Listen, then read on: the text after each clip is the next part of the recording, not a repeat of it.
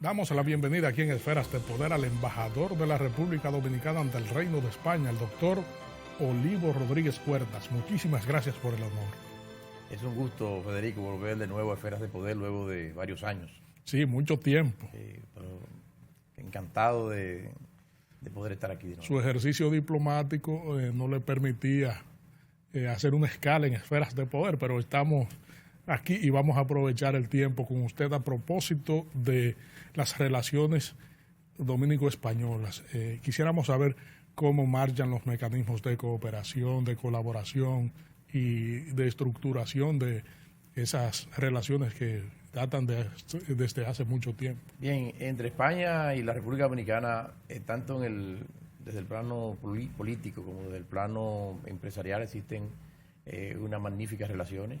En el plano empresarial sabemos todos que cerca de un 70% de toda la infraestructura turística de nuestro país proviene de las grandes cadenas hoteleras españolas.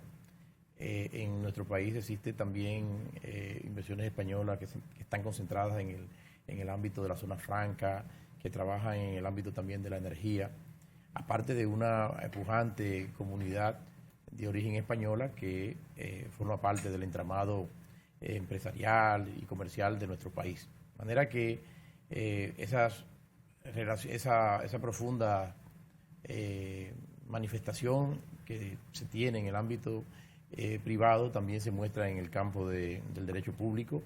Son unas relaciones a nivel político muy estrechas. Justamente en este año estuve de visita a la República Dominicana. Hacía más de 25 años que no hacía una visita un presidente de gobierno. El presidente Pedro Sánchez estuvo en una visita invitado por el presidente Danilo Medina a la República Dominicana. Durante el año 2018, Su Majestad, la Reina Leticia, vino a la República Dominicana en el marco de los programas de cooperación española, y también en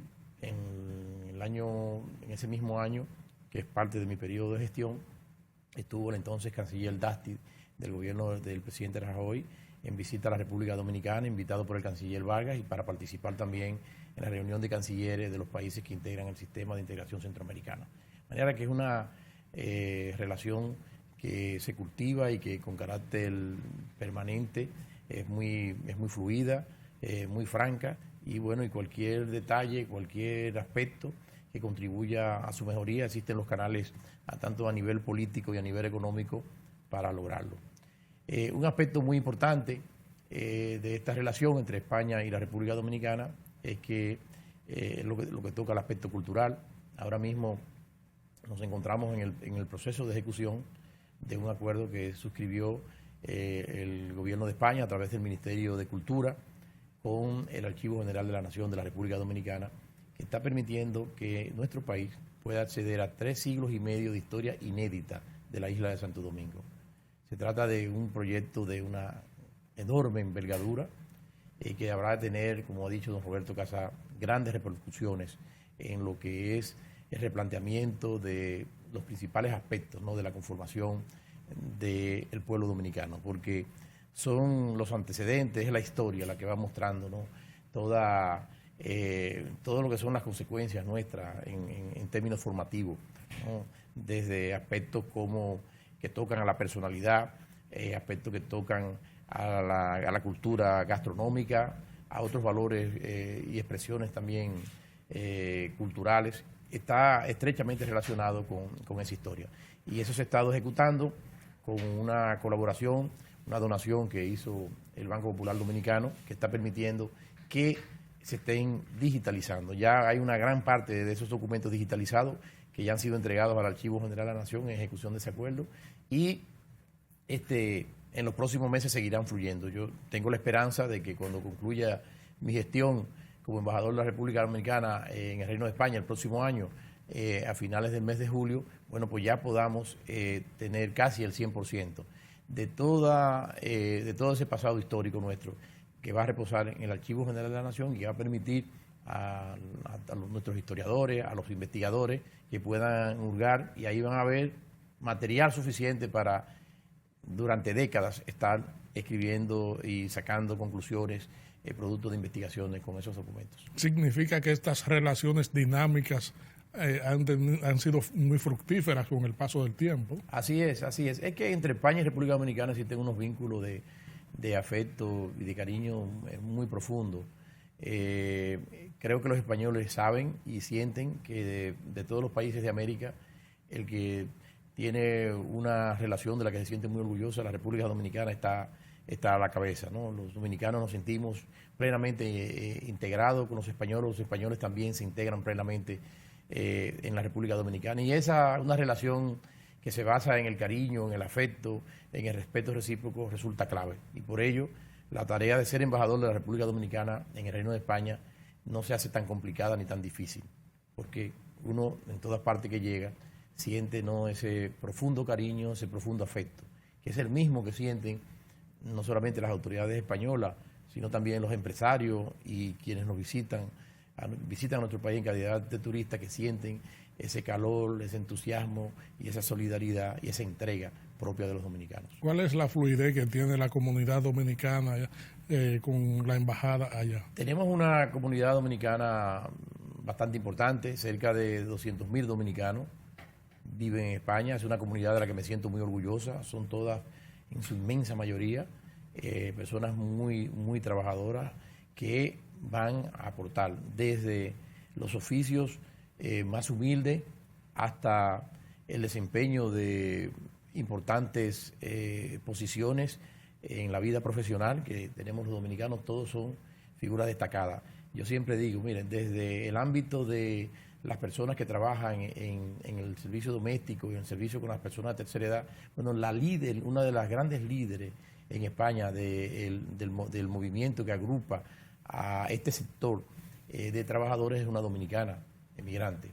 Pero también encuentra que, por ejemplo, la hija de Lucrecia Pérez, que fue una dominicana asesinada al poco tiempo de llegar a España, producto de prácticas y de una cultura xenófoba, fue asesinada y su sangre lamentablemente generó un cambio enorme en la manera de los poderes públicos de enfrentar ese problema y ponerle freno. Su hija, que tenía meses apenas cuando ella fue asesinada en España, hoy día trabaja en ONG que se dedican precisamente a orientar y a fomentar la integración de los emigrantes que llegan a España, no solamente dominicanos, sino de todos los países de Iberoamérica. Y parte del trabajo que hace Kenia, la hija de Lucrecia Pérez, es, bueno, pues infundir en esas personas la necesidad de que el éxito para un emigrante es respetar la cultura y las tradiciones de la sociedad que les acoge. Y esto es un apunte muy importante. Pero así nos vamos a otros renglones, profesionales de primera línea en el campo de la medicina. Ahora recientemente el premio Carl de la Renta recayó sobre un eminente médico que ha sido médico de la oftalmología de la importante clínica Barraquel en Barcelona, que ha sido una eminencia para nosotros, pero también contamos con profesionales en otras ramas incluso de la medicina.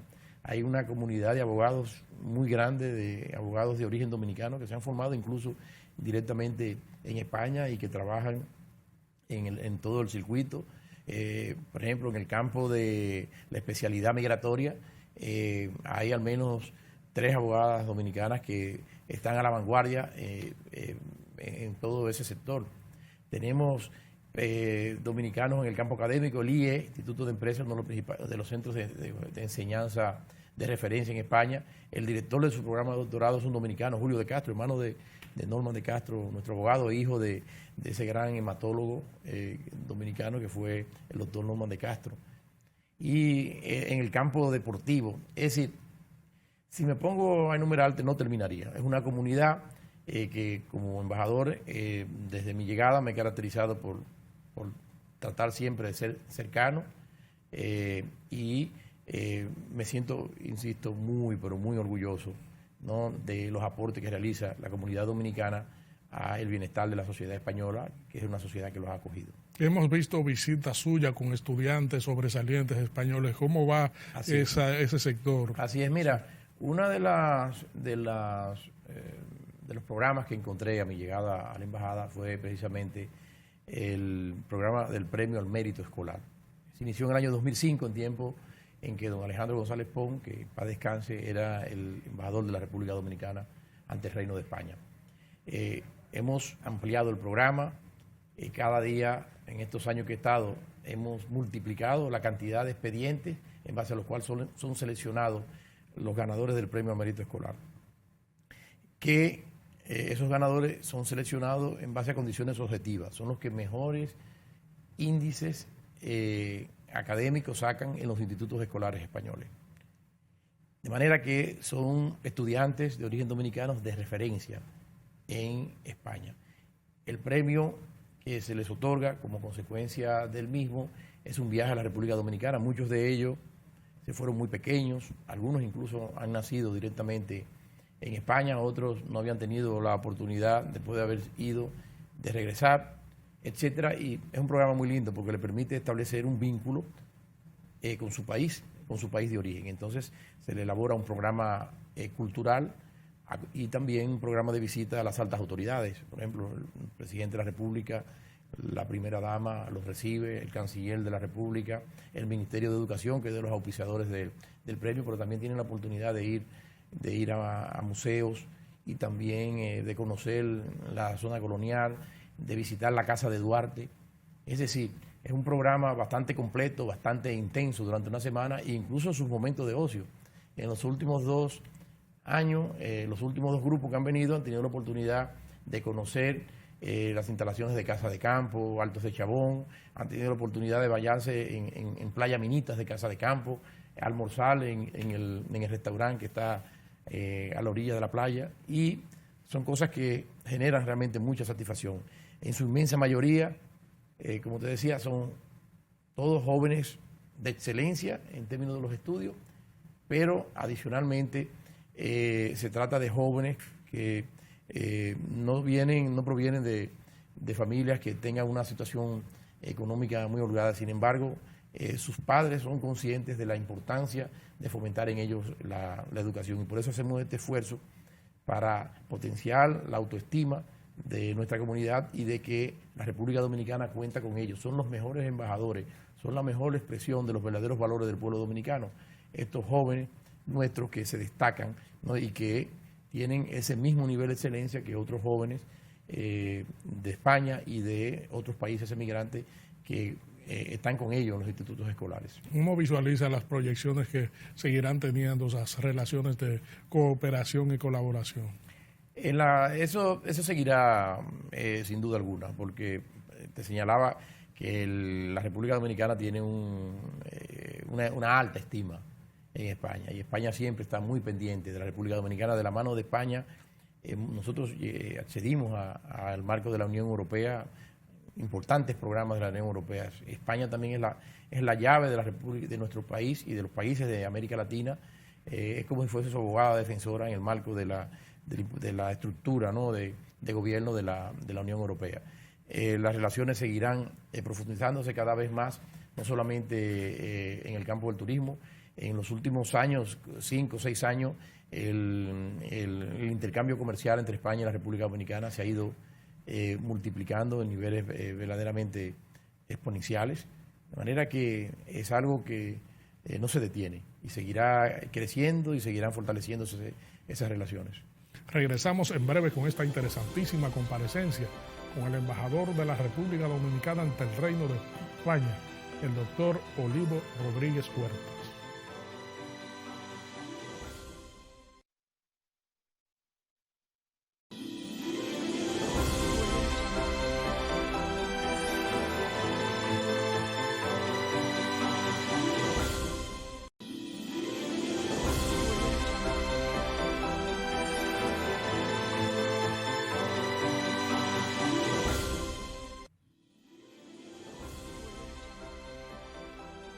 Estamos conversando aquí en Esferas del Poder con el embajador de la República Dominicana ante el Reino de España, el doctor Olivo Rodríguez Huertas. Bueno, estamos frente a un prominente administrativista y constitucionalista. Yo quiero ahora desenredar una madeja que hay en el tablero jurídico político dominicano.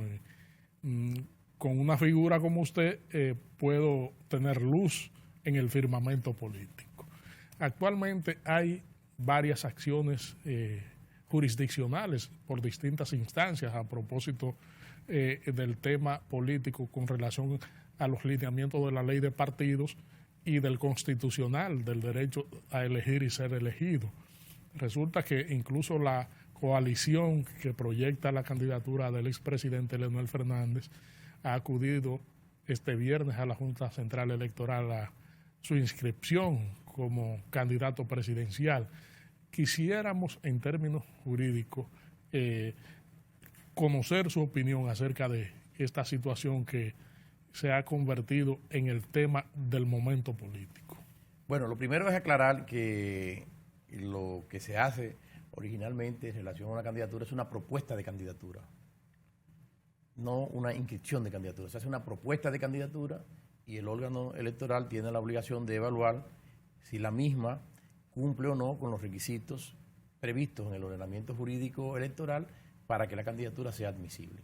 Luego, o se dicta una resolución de admisión o una resolución de rechazo que está sujeto a los recursos propios de un Estado de Derecho en el que se caracteriza porque, al fin y al cabo, todas las decisiones de los órganos y de los poderes públicos está sujeto a un control jurisdiccional. El tema de la discusión de si resulta constitucional la regulación contenida tanto en la ley de partidos como en la ley, en el artículo 134 de la ley del régimen electoral, se ha planteado, sobre todo partiendo de la base de que si el derecho de elegir, derecho previsto en la Constitución y en pactos internacionales de derechos humanos, si puede ser objeto de alguna limitación o de algún tipo de regulación. Aquí de lo que se trata no es de una prohibición en relación a una persona en concreto, ni un candidato en concreto. Creo que lo que más daño ha hecho, Federico, a la discusión es que él haya querido poner el nombre y apellido, el nombre del doctor Leonel Fernández, ¿no? Y no es así. En realidad, las normas, como es propio de su naturaleza, tienen un carácter general e impersonal. E incluso, como está prevista esa regulación del transfugismo en el marco jurídico dominicano, conlleva no solamente un nivel de elección, el nivel presidencial, sino que conlleva todos los niveles de elección. Es decir, no solamente la candidatura presidencial, sino que también a las candidaturas de diputados y senadores, a las candidaturas en el ámbito de la administración local, tanto de alcaldes y de miembros de los consejos de regidores, de los ayuntamientos municipales, como también de los directores de distrito y de los vocales de las juntas de distrito, que es el plano de menor nivel, de inferior nivel en la estructura de la administración local en la República Dominicana. Entonces, creo que al enfocarse en torno a la figura del expresidente Fernández se ha querido un poco no desnaturalizar, subjetivizar algo que tiene un carácter general y que se estableció como producto de una necesidad en el que todos los partidos políticos, incluyendo todos los partidos políticos que hoy día son aliados del expresidente Leonel Fernández, hicieron ese planteamiento de la importancia de que eso quedara regulado. En el propio Observatorio Político Dominicano de la Fundación Global Democracia y Desarrollo, en el capítulo electoral se desarrollaron eventos, se produjeron documentos también abogando porque existiese un régimen atinente al tema del transfugismo, porque de lo que se trata cuando se habla de si es constitucional o es inconstitucional es de ordenar la vida y el funcionamiento de los partidos políticos. ¿Por qué? Porque los partidos políticos juegan un rol y un papel esencial en el funcionamiento de las instituciones democráticas. Entonces, muchas veces se ha querido ver si esto es constitucional o no, partiendo de una base simple. Bueno, está establecido en la Constitución, se decía al principio. Luego se admite, bueno, los derechos están sujetos a algún tipo de regulación. En ningún caso a ninguna de las personas que con carácter general e impersonal se le aplica ese texto, se le cercena la posibilidad de poder optar a través del instrumento que el ordenamiento jurídico tiene contemplado, que son los partidos políticos para presentar candidaturas, no se le obstaculiza el que pueda presentarse en el seno de sus organizaciones. Lo que está proscrito es que una vez usted presentado como a una candidatura dentro de un partido, si usted es derrotado, si usted no tiene ganancia de causa, usted no puede, por esa malquerencia, bueno, yo me voy de aquí a este partido y participo en el proceso o me someto, ¿no?, como candidato a través de uno de los mecanismos de elección por otra organización. Eso fue lo que se quiso proscribir de manera esencial. Mira, hay un documento que yo creo que es clave para todo esto, que lo preparó la FOPE con un foro de partidos que ha auspiciado durante muchos años mi buen amigo José Francisco Peñaguaba, y que fue presentado no solamente a la Junta Central Electoral cuando estaban trabajando en las propuestas de ley de partidos y de la ley de régimen electoral, sino que también fue enviado al Senado de la República, bajo la firma de Frank, que lideraba todo ese grupo, ¿no? Que hoy día es parte, ¿no?, de los grupos que apoyan, auspician la ilegal propuesta de candidatura del ex presidente Leonel Fernández. ¿Y qué dice ese texto? Dice, no, uno de los puntos esenciales de los lineamientos es precisamente evitar que personas que han perdido en unas internas de un partido se vayan a otro partido y se presenten como candidatos. E incluso en esa propuesta se entra al análisis constitucional y se dice, no se puede alegar que se trate de un texto inconstitucional. Citan incluso jurisprudencia de la Suprema Corte de Justicia, pero lo más importante es que señala, dice, miren, uno no puede ver la Constitución con pinza, cogiendo un artículo sí, un artículo no. Tiene que ver la Constitución como un todo, ¿no? Eso que los constitucionalistas hablan del principio de concordancia práctica.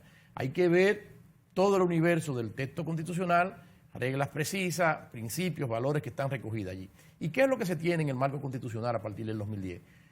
Un fortalecimiento del marco de los partidos políticos, una constitucionalización de los partidos políticos, unos mandatos constitucionales de democracia interna, de participación, de transparencia.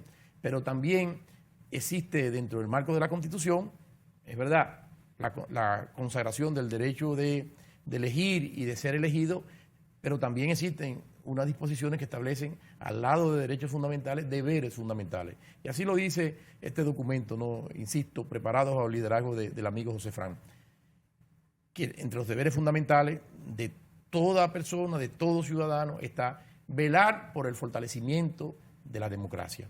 Entonces, el fortalecimiento de la democracia pasa porque se haga una cultura de respeto democrático a lo interno de los partidos políticos, porque son precisamente el mecanismo a través del cual se presentan candidaturas para la dirección de las instituciones del Estado. De manera que allí, no dicho por mí, por Olivo Rodríguez, ni por Eduardo Jorge Prat, ni por Cristóbal Rodríguez, dicho por el propio foro de partidos políticos, en el cual están todos esos partidos que están por allí y que figuran como aliados del expresidente Fernández, donde se encuentra la razón. Lo otro sería hacerle un fraude, una burla. Mira, Federico, del litoral del expresidente Fernández se interpusieron acciones de inconstitucionalidad contra artículos determinados de la ley de partidos, de la ley electoral. Sin embargo, ese artículo no fue nunca propuesta sin constitucionalidad. ¿Por qué? Porque es tan claro que no solamente fue el producto de un consenso, sino que se trata de una disposición totalmente razonable que regula de manera razonable el derecho a elegir, sin cercenar el derecho a elegir, pero sí sancionando lo que son prácticas atentatorias contra esos deberes fundamentales establecidos en la Constitución para los ciudadanos y para ese marco constitucional de transparencia, de democracia interna de los partidos políticos. De eso es lo que se trata. Nunca fue impugnado, incluso en relación a uno de los artículos de la ley de partidos, hubo una letra que está en el mismo artículo, un acápite, que era inmediatamente anterior a este, que establece la regulación del transfugismo, que fue objeto de acción de inconstitucionalidad y fue acogido por el Tribunal Constitucional. Pero ese texto no se presentó. Tú puedes tener la completa seguridad de que si en las primarias del 6 de octubre el ganador hubiese sido el expresidente Leonel Fernández y Gonzalo Castillo, hoy candidato del Partido de la Liberación Dominicana, si hubiese ido por cualquier motivo y trata de presentar su candidatura por otra organización, usted puede estar seguro que todas las personas que hoy día están diciendo que se trata de un texto inconstitucional, que le quiere cerrar el paso a una persona, ya hemos dicho que no es un texto para una persona ni para un nivel de candidatura, sino es un texto con ese carácter general e impersonal. Bueno, pues estuvieron todos diciendo, tú lo puedes escribir, Federico, que se trata de un texto correcto, un texto ajustado a la Constitución. De lo que se trata es que en algo que yo he llamado el estado terminar de un proceso de disolución de la personalidad en torno a la figura del expresidente Fernández. O sea, para el presidente Fernández es inadmisible, bueno, pues que él fuera derrotado por un novato político en menos de 2 meses. Es inconcebible para él, que fue un gran presidente, que estuvo 3 periodos presidenciales, indudablemente una persona decente, que le haya pasado esto. O sea, él no hay forma de admitir. Entonces, se ha querido algo que resulta lógico, algo que fue producto de todo el consenso de todos los partidos políticos, convertirlo en una crisis nacional, porque su impronta de haber sido 3 veces presidente impone que, bueno, que haya que apartar hacia un lado las disposiciones que fueron consensuadas y de las que él participó, de las que su partido aprobó de manera total, y él ahora quiere salirse de esas reglas de juego. De eso es de lo que se trata.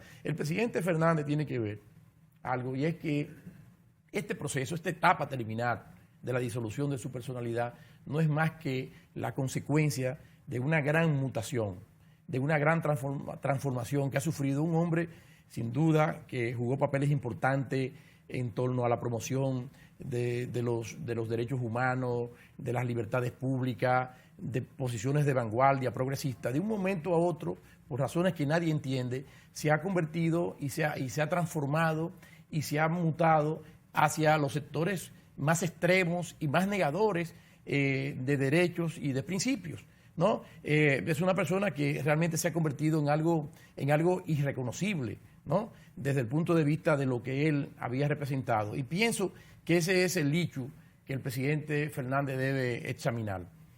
Esta manifestación, ¿no?, de esa disolución de la personalidad, ya de su identidad como líder, queda claramente manifiesto con los últimos acontecimientos. Pronuncia un discurso mentiroso a la nación, señalando una serie de detalles y de puntos de un supuesto fraude informático, que fue claramente desmontado posteriormente por un documento que se elaboró donde se desmonta punto por punto. Después el mismo incurre en muchísimos desvaríos, diciendo una cosa, diciendo la otra. No había forma de fijar una posición en común. Bueno, al final todo aquello, después de haber acusado a los miembros de la Junta Central Electoral de ser cómplice, de ser parte activa de un fraude electrónico en su contra, después terminó en un discurso reconociendo que él no estaba bajo ningún concepto, acusando a los que había acusado y que los miembros de la Junta Central Electoral eran personas honestas. Pero luego va a la Junta Central Electoral, hace un meeting y habla de que lo que se niega por las vías democráticas, entonces para eso está la revolución, ¿no? Y están las escarpadas montañas de Quisqueya. Y algunas horas después va y se presenta a la cúpula del Consejo Nacional de la Empresa Privada como todo un corderito, muy tranquilo, sosteniendo posiciones totalmente distintas. Es decir, esas mutaciones, esos cambios, creo que son la clave para entender la situación en la que se encuentra el presidente Fernández. En esa situación, en esa, insisto, etapa terminar de la disolución de la identidad de lo que fue un gran líder de la nación y que hoy día, bueno, pues su ego personal lo lleva a querer imponer y querer incluso generar una situación de crisis nacional. Una persona que tuvo incluso en sus manos la posibilidad de promover, si él hubiese vuelto al progresismo, promover que la primera mujer dominicana fuera presidenta de la República, con su esposa, la doctora Margarita Cedeño, que es una persona que hay que reconocer que su paso y su cercanía al presidente Fernández y sobre todo ya su vínculo matrimonial a partir del año 2004, no lo utilizó esa cercanía con el poder para acciones de mera vanidad, ni mucho menos, sino para cultivarse y cada vez prepararse hasta convertirla en una mujer que tiene todas las condiciones de una estadista. Sin embargo, no pudo ser candidata de su partido, pura y simplemente porque el presidente Fernández entendía que no, que tenía que ser él. Incluso ahora bajo una consigna que no le luce y no le pega para nada al expresidente Leonel Fernández, de ser un defensor de la Constitución. Pero ¿qué defensa de la Constitución? El hombre de la Sunlan, el hombre que trató de justificar que un préstamo se hiciera sin pasar por la aprobación del Congreso. El defensor de la Constitución, el hombre que promovió de manera arbitraria en violación de la Constitución, que uno de los jueces más probos e íntegros que ha tenido la historia judicial dominicana, como Julio Aníbal Suárez, fuera separado, simple y llanamente porque Julio Aníbal Suárez fue de los jueces que votó disidente en relación a la sentencia del Tribunal Constitucional, de la Suprema Corte de Justicia, en el caso Sunlan. Puede hablar de defensa de la Constitución la persona que incluso algunos de los que hacen causa común con él hoy día, como por ejemplo el caso del doctor Yotin Curi, Leida Margarita Piña, mi querida amiga nuestra, que siendo jueces del Tribunal Constitucional, y en este caso incluso, te lo digo con toda sinceridad, Federico, creo que injustamente, bueno, pues declararon que el presidente Leonel Fernández había sido un violador de la Constitución al depositar el instrumento de ratificación de la adhesión de la República Dominicana a la Corte Interamericana de Derechos Humanos, en una sentencia que pronunció el Tribunal Constitucional. Entonces, el presidente Fernández tiene que ver esto. De lo que se trata con el tema en discusión es un asunto muy claro. Esas normas que fueron consensuadas, que todos los partidos políticos, incluyendo, insisto, los líderes que apoyan hoy día al expresidente Fernández, lo entendieron como un asunto necesario para el fortalecimiento de las instituciones democráticas y que encontraron asidero suficiente en el marco de la Constitución vista como un todo para poder establecer una regulación razonable de ese derecho. Lamentamos que el tiempo haya terminado. No me digas, Federico, pues en una conversación tan fructífera como esta, enfática. Vamos a tener que invitarlo nueva vez para seguir profundizando sobre estos temas. Y ya le avisaré cuando estemos de paso. Afortunadamente ya cada vez son menos los meses que me quedan como embajador de la República Dominicana ante el Reino de España, para alegría de algunos. Bueno, gracias a ustedes, amigos televidentes, por habernos acompañado en esta interesantísima comparecencia con el embajador de la República Dominicana ante el Reino de España y prominente constitucionalista y administrativista, el doctor Olivo Rodríguez Huertas. En breve, el análisis con Nelson Rodríguez aquí en Esferas de Poder.